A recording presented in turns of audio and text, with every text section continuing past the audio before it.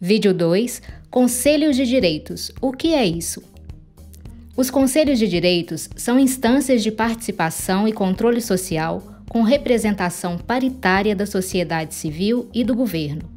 É no Conselho que acontece uma parte importante do nosso exercício de cidadania, a participação e o controle social.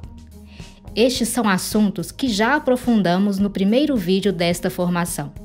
Agora, vamos entender melhor as características e princípios fundamentais dos conselhos.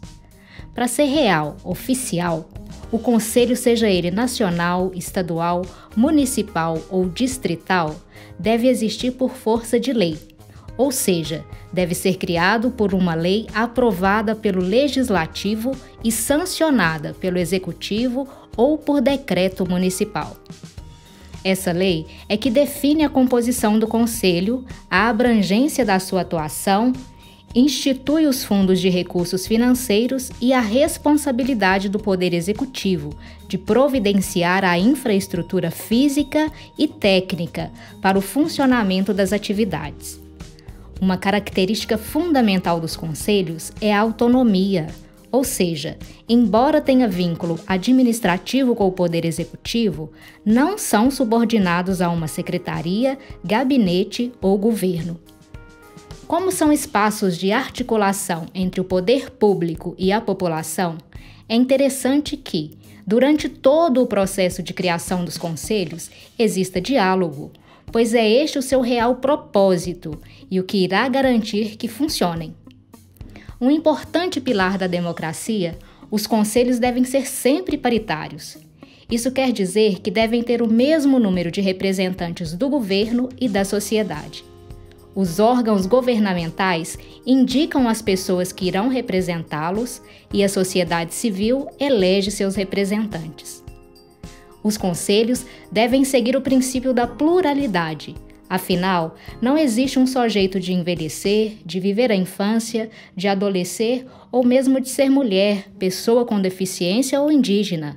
A diversidade presente na sociedade precisa ser espelhada nos conselhos e incluir as pessoas a quem a política se destina. Conselho instituído legalmente e as pessoas representantes nomeadas e eleitas, é hora de elaborar o regimento interno, documento que irá detalhar a estrutura, a abrangência de atuação e as regras para o funcionamento do Conselho. O regimento interno precisa ser deliberado enquanto resolução para ter força de lei.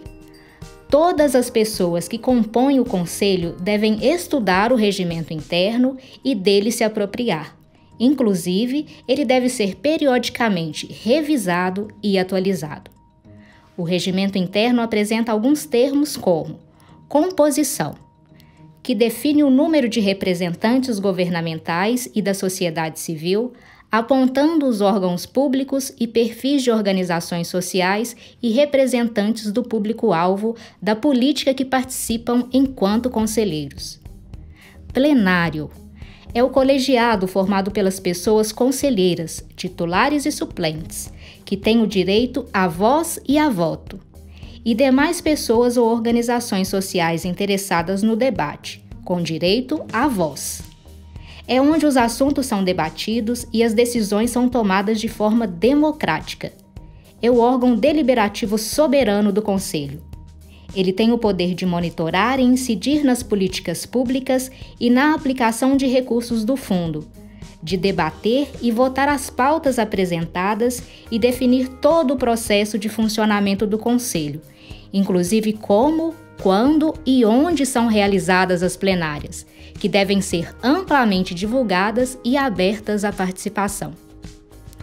Com a pandemia de Covid-19, muitos conselhos adotaram o formato virtual para as plenárias com sucesso, pois trouxe a oportunidade de uma maior participação de quem antes não podia se deslocar para uma reunião presencial. Mesa diretora é o grupo eleito pela plenária para coordenar as ações do Conselho, organizar e submeter as pautas e matérias a serem debatidas e votadas. É composta de presidência, vice-presidência, secretaria e tesouraria. São cargos responsáveis por zelar para que as deliberações definidas em plenária sejam cumpridas. Secretaria Executiva. Tem a função de operacionalizar o Conselho, ou seja, deve acompanhar, organizar e controlar tudo o que for deliberado pelo plenário, além de elaborar e arquivar documentos, realizar atendimento ao público e dar suporte técnico às pessoas conselheiras.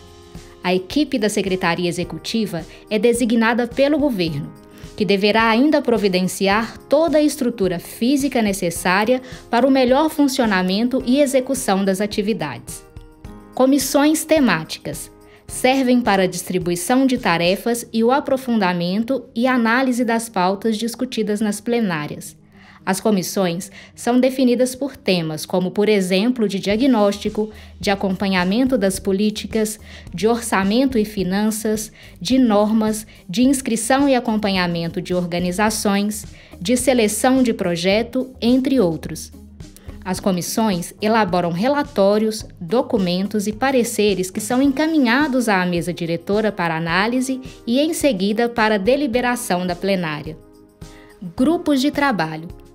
São criados pela plenária para tratar temas específicos e de caráter provisório. Você se lembra que falamos há pouco que o propósito do Conselho é a articulação entre poder público e sociedade civil? A liga desse diálogo é a força de atuação das pessoas indicadas para serem representantes governamentais e populares. A pessoa participante dos conselhos deve ter autonomia para representar seu órgão ou movimento social, ser genuinamente interessada pela causa e ter disponibilidade. O conselho deve ser um ambiente acolhedor, com a oferta de capacitações constantes, diálogo aberto e eficiente. Conhecemos os princípios de funcionamento dos conselhos. No próximo vídeo, vamos entender o que é o Sistema de Garantia de Direitos. Este foi o segundo vídeo da formação sobre o papel dos Conselhos de Direitos da Pessoa Idosa do projeto Caleidoscópio 60+. Acesse nossosdireitos.org.br para completar a formação. O projeto Caleidoscópio 60+, é uma realização do SEMAIS com o financiamento do Fundo Municipal do Idoso de Belo Horizonte, Prefeitura de Belo Horizonte e destinação das empresas CEMIG, Itaú, Vale, BB Consórcios, VLI, Potencial Seguradora e Gerdau.